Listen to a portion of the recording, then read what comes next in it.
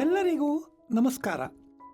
ರಾಷ್ಟ್ರಕವಿ GS ಶಿವರುದ್ರಪ್ಪನವರು ಬರೆದಿರುವ ಕನ್ನಡ ಸಾಹಿತ್ಯ ಸಮೀಕ್ಷೆ ಎಂಬ ಪುಸ್ತಕವನ್ನು ಇಂದಿನಿಂದ ಓದಲು ತೊಡಗಿದ್ದೇನೆ.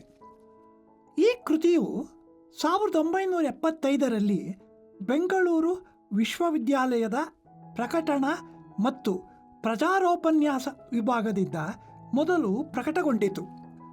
ಇದೀಗ ನಾನು ಓದುತ್ತಿರುವ ಕೃತಿಯು ಕರ್ನಾಟಕ ಸರ್ಕಾರದ ಕನ್ನಡ ಮತ್ತು ಸಂಸ್ಕೃತಿ ಇಲಾಖೆಯ ವತಿಯಿಂದ ಪ್ರಕಟಗೊಂಡ GS ಶಿವರುದ್ರಪ್ಪ ಸಾಹಿತ್ಯ ಮಾಲೆಯ ಸಮಗ್ರ ಗದ್ಯ ಭಾಗ 3ರಲ್ಲಿ 3ನೆಯ ಮುದ್ರಣವಾಗಿ 2009ರಲ್ಲಿ ಪ್ರಕಟಗೊಂಡಿದೆ.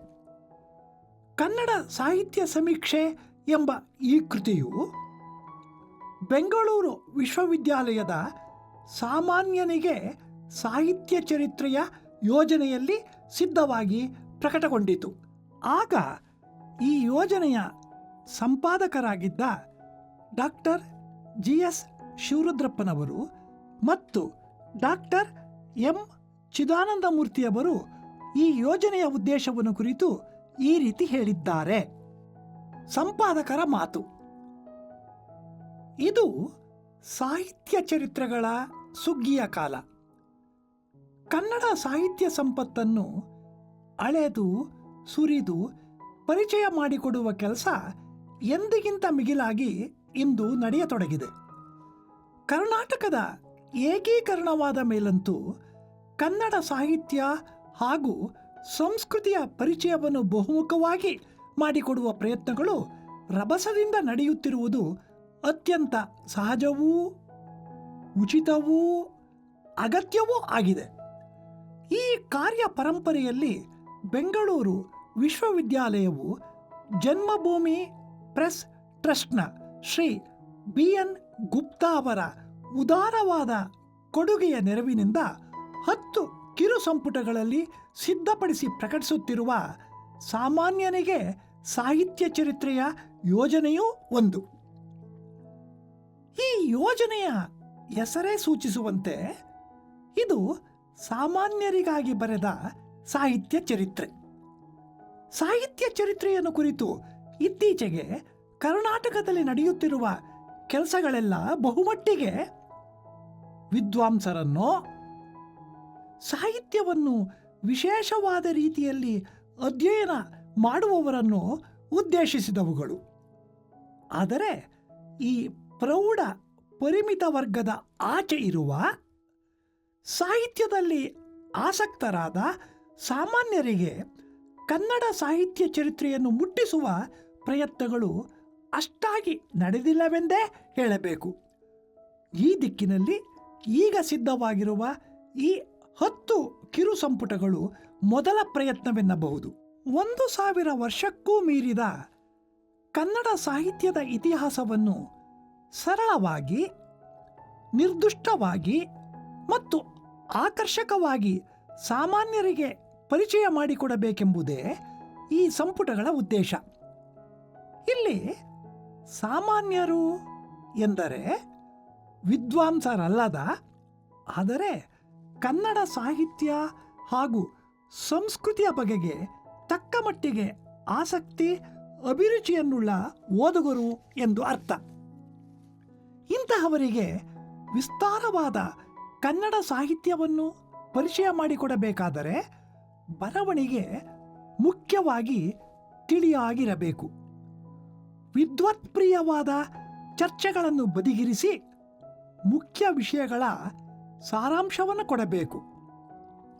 ನಿರೂಪಣೆ ವರ್ಣನಾತ್ಮಕವೂ ಕಥನಾತ್ಮಕವೂ ಆಗಿರಬೇಕು.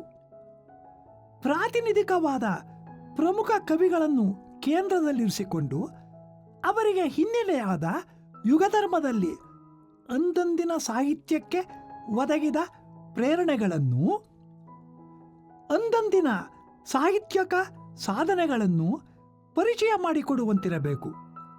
ಬರವಣಿಗೆ ಪರಿಚಯಾತ್ಮಕವಾಗಿರಬೇಕು ಎಂದರೆ ಅದು ತಕ್ಕಮಟ್ಟಿನ ವಿಮರ್ಶನ ಪ್ರಯತ್ನಗಳಿಂದಾಗಲಿ ಮೌಲ್ಯಮಾಪನ ದೃಷ್ಟಿಯಿಂದಾಗಲಿ ಹೊರತಾಗಿರಬೇಕೆಂದು ಅರ್ಥವಲ್ಲ. ಬರವಣಿಗೆ ಸರಳವಾಗಿರಬೇಕು ಎಂದರೆ ವಿಷಯವನ್ನು ತೀರಾ ಸರಳಗೊಳಿಸಬೇಕೆಂದಲ್ಲ. ಹೇಳುವ ಭಾಷೆ ಸರಳವಾಗಿರಬೇಕು.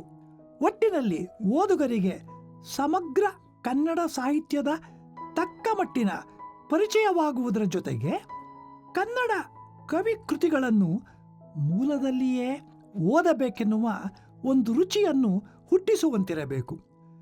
ಈ ಕೆಲವು ಉದ್ದೇಶಗಳನ್ನು ಈ ಸಂಪುಟಗಳ ರಚನೆಯ ಹಿನ್ನೆಲೆಗೆ ಇರಿಸಿಕೊಳ್ಳಲಾಗಿದೆ. ಈ ಉದ್ದೇಶ ಎಷ್ಟರ ಮಟ್ಟಿಗೆ ಸಫಲವಾಗಿದೆ ಎನ್ನುವುದನ್ನು ಓದುಗರೇ ಹೇಳಬೇಕು.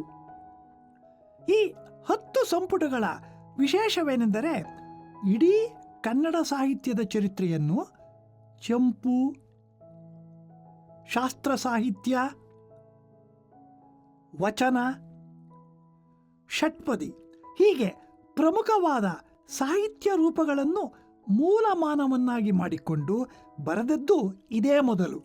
ಮತ್ತು ಈ ಬರವಣಿಗೆ ಸಾಧ್ಯವಾದ ಮಟ್ಟಿಗೆ ಇದುವರೆಗೂ ಉಪಲಬ್ಧವಾದ ಸಾಮಗ್ರಿಯನ್ನು ಬಳಸಿಕೊಳ್ಳುವುದಲ್ಲದೆ ಕೆಲವು ಸಂಪುಟಗಳಲ್ಲಿ ಹೊಸ ದೃಷ್ಟಿಕೋನವನ್ನು ಪ್ರತಿಪಾದಿಸುವಂತೆ ರಚಿತವಾಗಿದೆ.